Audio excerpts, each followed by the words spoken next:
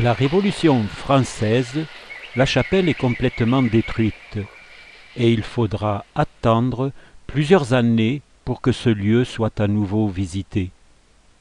Cela arrive entre 1852 et 1858 quand 9 moines trappistes, venus de l'abbaye d'Aiguebelle en Provence, s'installent sur place à Sainte-Marie-du-Désert, où une petite chapelle du même nom a été érigée en 1819 grâce à un prêtre d'un village voisin. La vie monastique s'y installe donc, avec en priorité de gros travaux à effectuer pour construire l'abbaye. Un peu plus de 20 ans plus tard, l'église abbatiale est consacrée et l'histoire de l'abbaye Sainte-Marie-du-Désert est donc officiellement lancée. Pour autant, les bâtiments que l'on connaît aujourd'hui ne sont pas ceux de la construction initiale des années 1850 et 1860. En effet, en 1881, un ouragan ravage l'abbaye et les moines sont obligés de tout reconstruire. C'est cette deuxième construction que l'on peut admirer aujourd'hui à l'abbaye Sainte-Marie-du-Désert.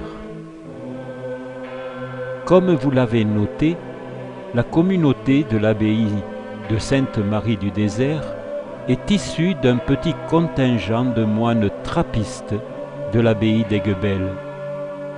Le nom de trappiste est un surnom pour désigner officiellement les cisterciens de la stricte observance. Pour simplifier, ils sont issus d'une première réforme avec les bénédictins, visant à ne pas privilégier le spirituel, mais garder un bon équilibre entre prière et travail, comme voulu par saint Benoît. Et d'une deuxième avec les cisterciens de la commune observance, visant à garder un rythme de vie sobre, éloigné de tout luxe. Naturellement, leur vie est donc partagée entre la prière et le travail manuel, ce dernier permettant aussi aux moines de s'accomplir en tant que personne. Bref, tout ça pour dire que le travail manuel a une belle part chez les trappistes. Pendant des siècles, les cisterciens et les trappistes ont été les maîtres de l'agriculture en France. Dotés de connaissances et de techniques de pointe, les moines de l'abbaye du Désert n'y ont pas fait exception et, dès leur arrivée, ils ont construit leur économie autour de terres agricoles, et notamment avec la production de céréales, blé et colza en particulier. Ils n'ont dû mettre fin à cette activité que dans les années 1990, quand l'activité n'était plus rentable pour les moines. C'est ensuite suivi pour la communauté différents essais pour retrouver une activité économique viable, avec notamment un atelier de fabrication de produits hygiéniques et un élevage de cerfs et de daims. Ce dernier leur permit de faire d'excellents pâtés, qui ont contribué à la réputation de l'abbaye dans ces années. Mais rapidement les contraintes d'hygiène, en augmentant drastiquement les coûts de production, ont mis à mal le projet des moines. Mais l'activité qui a marqué le plus la communauté de l'abbaye du Désert était l'apiculture. À la fin des années 1990, les moines récoltaient à la main du miel de tournesol crémeux venant de plus de 100 ruches réparties autour de l'abbaye.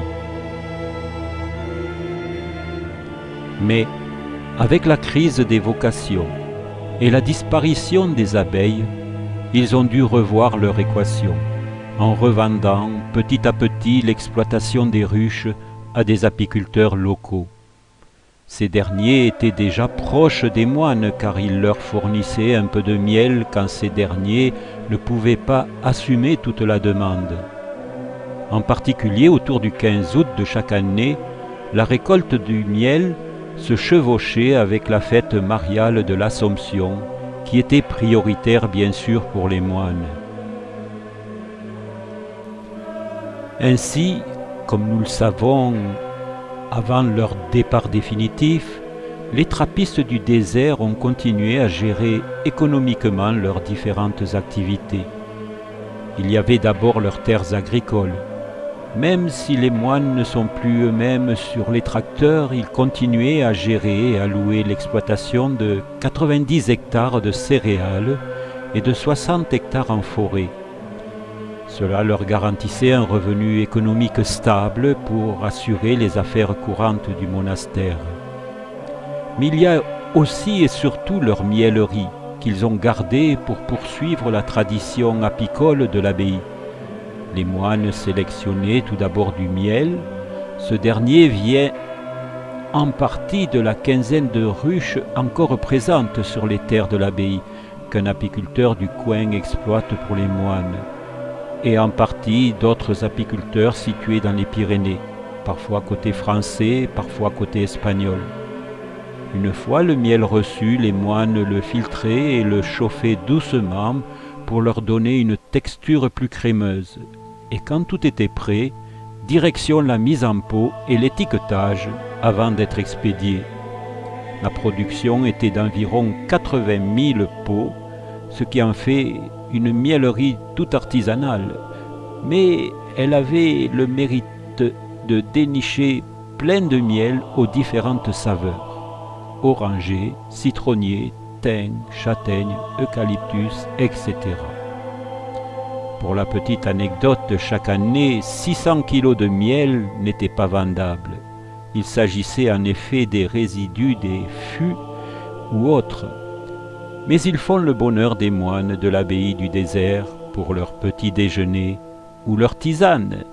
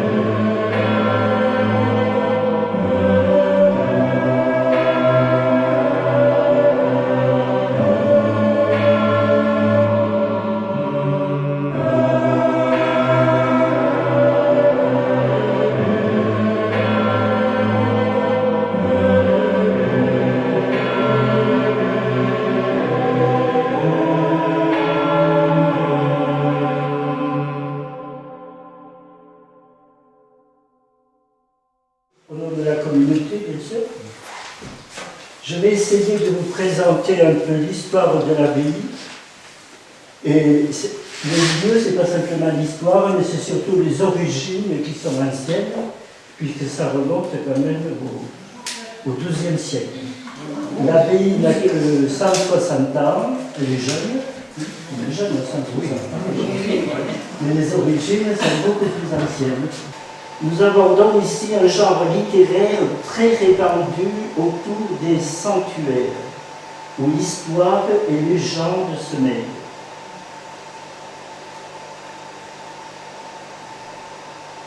Donc, sur un petit coteau entouré de collines, nous allons avoir une chapelle et un sol. Alors, je ne sais pas si c'est la première photo que je fais après. J'ai un appareil qui fonctionne autrement. Voilà. Alors, cette photo, c'est simplement pour vous montrer un peu le site. C'est-à-dire, quand on prend assez de recul, la place actuelle du monastère, c'est au sommet d'une petite colline.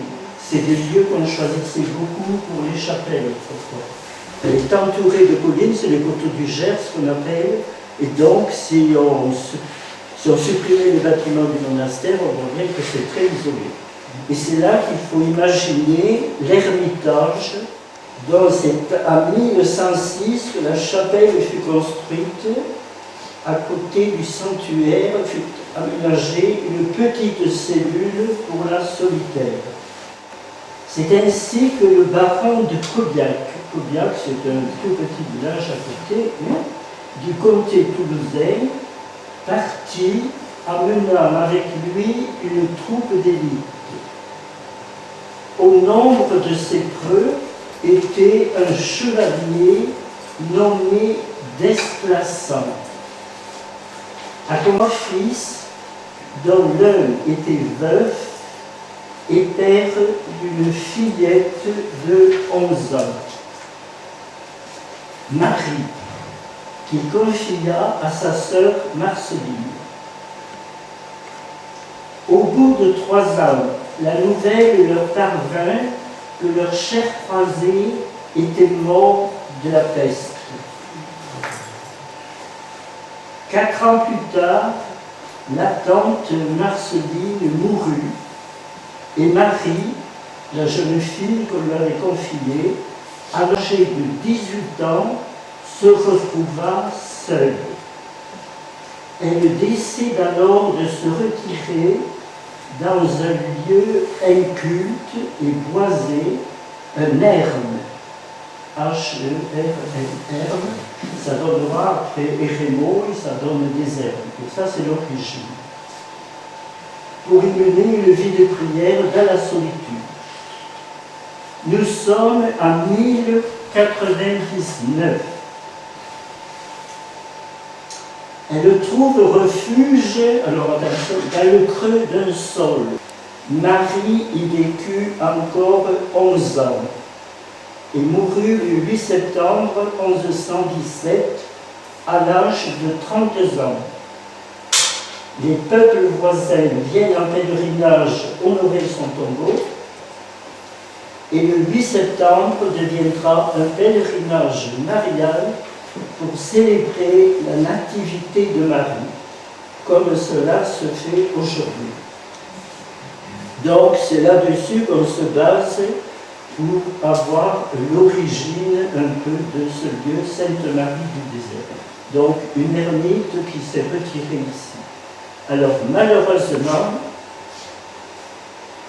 il va y avoir la Révolution, assez vite, 1796, qui va complètement détruire cette première chapelle et détruire aussi toutes les archives qui se trouvaient à Cobiac. Donc on en est tenu à peu de choses pour l'histoire, beaucoup de légendes, et quand même je vais vous montrer quelques pièces historiques.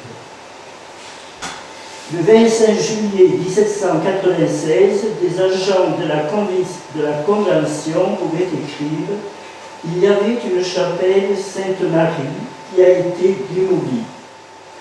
chapelle et archives ayant disparu, il n'est pas facile de nos jours de démêler l'histoire et la légende. Voilà. Alors, il nous reste quand même un petit document important de l'époque.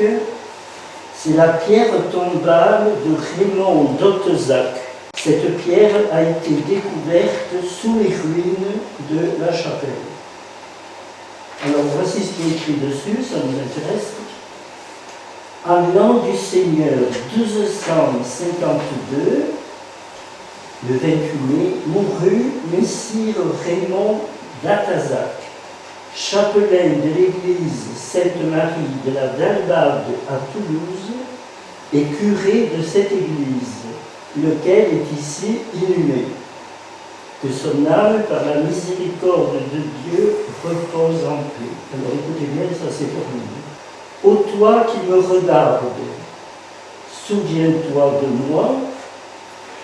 Ce que tu es, je l'ai été. Ce que je suis, tu le seras.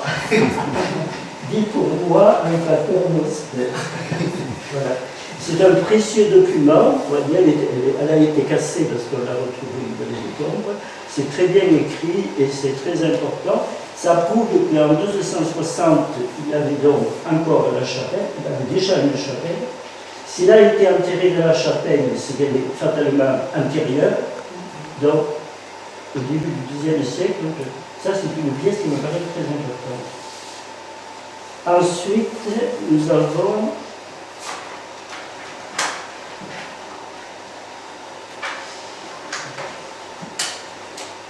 une statue de Sainte-Marie du Désert de 1637. Alors ces deux souvenirs se trouvent dans la chapelle du pèlerinage.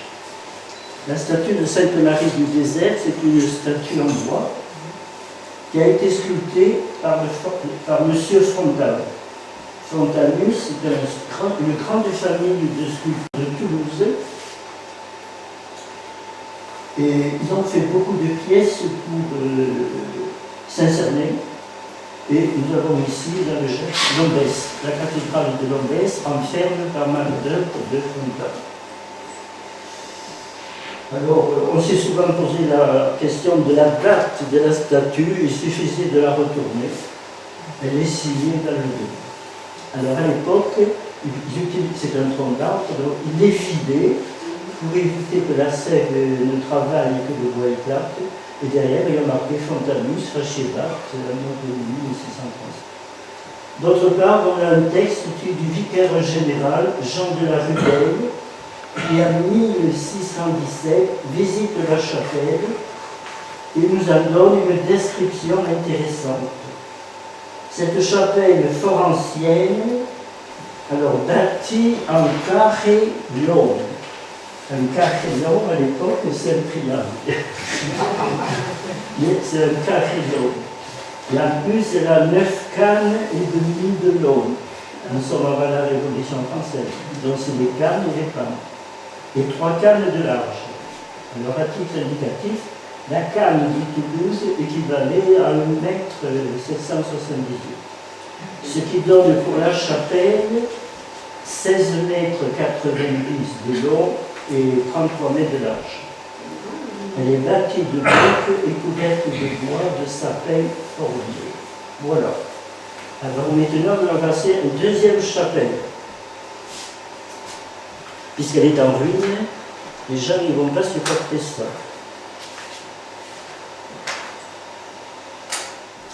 Les fidèles des paroisses voisines et éloignées soupiraient après l'heureux jour de voir reconstruire l'église de Sainte-Marie du Désert. À l'invitation lancée par l'abbé Lasserre, curé de Daras, la chapelle put être reconstruite en 1820. Donc on a une première chapelle en 1270 et la deuxième chapelle en 1820. Ce qui est intéressant, c'est qu'elle est construite, vous verrez à la fin, sur les fondations de la première. On faisait beaucoup ça à l'époque. La nouvelle chapelle émerge timidement de son bosquet d'ormeaux et quelques haies délimitent le pourtour de ses dépendances. Au couchant, le clocher triangulaire n'a qu'un seul trou pour la cloche. Au midi se trouve la chambre, comme voilà, avec une cheminée, ça c'est pour le curé, et à côté c'est pour le garage, et c'est prévu pour le cheval. C'est l'écurie avec un râtelier. Voilà. Alors, comme la première statue de Marie que vous avez vue avait disparu juste au moment de la Révolution, et qu'elle a été cachée dans une famille, c'est ce qui a permis de la récupérer, mais seulement en 1900. Il a fallu entre-temps acheter une autre statue. On a trouvé ça à Toulouse. Alors nous savons simplement qu'elle a été achetée en 1820. Pour la dater après, c'est assez difficile. Donc Sainte-Marie-du-Désert se trouve au nord-ouest de Toulouse, dans le canton de Cadour, sur la commune de Bellegarde. Ce lieu se présente alors comme une solitude bien défendue par l'absence de voies carrossables. C'est ce dont témoigne la carte de Cassini, éditée à partir de 1750.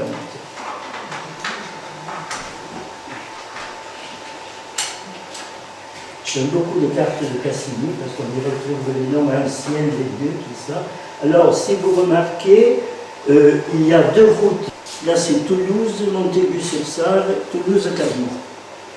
Et ici, Montaigu-sur-Sarre, Lille-Jourdain. Entre les deux, il n'y a rien. Ça va expliquer les grosses difficultés qu'on aura pour la fondation du monastère, parce qu'il n'y a pas moyen de porter du matériau ou des choses comme ça. C'est des chemins en argile, c'est des patinoires. Donc ça explique très bien la solitude du lieu. Alors, deuxième chapelle. Alors, en 1849, là ça touche à la vie, le 8 septembre, il y a un pèlerinage important avec un grand concours de fidèles qui avait suivi les instructions du père Avignon, missionnaire du Calvaire. Séduit par la solitude du lieu, on envisage d'y appeler un ordre religieux. Et on opta pour les trappistes. Alors, ce mot de trappiste, pour nous, c'est un peu un sobriquet. Le vrai nom, c'est cistercien. Pourquoi? Parce qu'en 1098, nous avons été fondés à Cîteaux, en 1098. Alors, nous sommes en 1849, une dame, Madame Guyon, qui était une personne de Darat, là, fait donation d'une propriété du Mouchet, qui est tout près ici, à 100 mètres de l'endroit où nous sommes, composée de maisons pour les colons, des bâtiments d'exploitation, de pâture, de jardin, une paire de bœufs avec leur joug et la charrue attelée, plus une charrette. Et grâce à une souscription, les travaux furent commencés. Soit détruites, soit gilées en France. Les premières abbayes restaurées, c'est en particulier Aiguebelle, qui a été restaurée en 1816. Cette année, ils ont fêté le deuxième centenaire de la restauration. Et donc, ils étaient surpeuplés, alors qu'aujourd'hui, on n'a plus de vocation. Donc, on a fait appel à Aiguebelle. Les travaux ont traîné, et puis finalement, quand même, on a eu des moines un peu plus courts qui sont arrivés en décembre 1852. Alors, on n'a pas de photo de l'époque, bien sûr. Alors, ce qu'ils ont trouvé, c'est la deuxième chapelle dont on a parlé, de 1820. Le bâtiment était un peu ébauché, mais là c'est encore un peu en avance, mais il n'était pas habitable. Alors pendant un an, ils ont dormi dans des cabanes. Le 8 septembre 1953, finalement, ils quittent les cabanes pour s'installer dans les combles, là la partie qui est un peu, qu'on voit un peu au-dessous de la cloche. Alors on est surpris quand même par l'évolution du nombre. Entre 1850 et 1860, ils sont 35 religieux. Ils atteignent les 70 en 1874. ce qui explique un peu quand vous arrivez la dimension des bâtiments. Et en 1874, déjà, on va pouvoir faire ce qu'on appelle une fondation à Igny, près de Reims. Un monastère qui a été fondé, c'est un ancien monastère de l'époque de Saint-Bernard. Donc, on est un nombre très important. Alors, les travaux vont pouvoir commencer assez vite sous la direction de l'abbé Elbouy, surtout du curé de Darat, avec l'entreprise Capello de Toulouse. Alors, Capello, j'ai pas beaucoup trouvé sur Toulouse. Le problème, c'est qu'à l'époque, les architectes, ils sont aussi entrepreneurs. Alors, quand on parle de l'entrepreneur, officiellement, il est de Toulouse. Voilà, ça c'est la partie la plus primitive. On pense qu'à l'origine, les moines ont couché tout en haut, les fenêtres qu'on voit tout en haut là, sous les combles. Il n'y avait même pas de plafond. Il faut attendre quelques années pour qu'on voit là un don qui fait pour permettre d'avoir un plafond. Donc c'était quand même à la double. Aujourd'hui, je ne sais pas si on vient de coup. Les trois chapelles sont sur le même site. La première, on l'a vu, la seconde sur la fondation de la première. Et quand ils ont construit la troisième, ils ont laissé quelque temps la seconde à l'intérieur parce qu'on pouvait célébrer le culte. Donc pour moi, c'est le site historique le plus ancien. Alors on a eu aussi trois activités un peu supplémentaires qui nous ont aidé beaucoup. Donc qui n'ont rien à voir avec les travaux. De 1860 à 1870, on a eu, autorisé par la mairie de Bellegarde, à exercer sa profession. Donc, ils vendent des médicaments et des substances veineuses. Malheureusement, il quittera la ville, il a eu un gros succès. Alors, on a encore des mortiers à l'époque, ils écrasaient les plantes, je ne sais pas quoi, c'est un peu bizarre. Ensuite, en 1875, on avait pensé que pour favoriser les vocations, on accueillerait des petits oblats, des enfants. Et pour survenir à cette école, ils vont lancer une fabrique de liqueurs. Une fabrique de liqueurs qui durera jusqu'en 87, donc assez longtemps. Et parmi ces liqueurs, il y a en particulier un vin d'Alicante au quinquina. Voilà, ça c'est le bâtiment où nous sommes en fait. La partie droite et la partie gauche, c'est une infirmerie qui a été construite en 1894. Alors aujourd'hui, elle est rendue un peu plus célèbre puisque c'est là que mort le frère Marie-Joseph Cassan qui a été béatifié en 2004. Un saint parmi nous. Et ce bâtiment a été, vous voyez, il est collé à l'église, alors c'est pas dans les plans d'origine. Voilà, c'est une vue de l'abbaye telle qu'elle est aujourd'hui. Donc vous retrouvez le monastère, comme je vous l'ai dit, et puis les bâtiments rajoutés en plus, avec le centre à la périphérie. Et nous sommes tout à fait à l'extrémité à droite. Après 168 années de présence à l'abbaye Sainte-Marie du Désert, au nord-ouest de Toulouse, les frères cisterciens passent donc le relais au village de François. L'abbaye dispose de 13 chambres simples standards, 2 chambres simples supérieures avec douche, 5 chambres doubles standards et un appartement.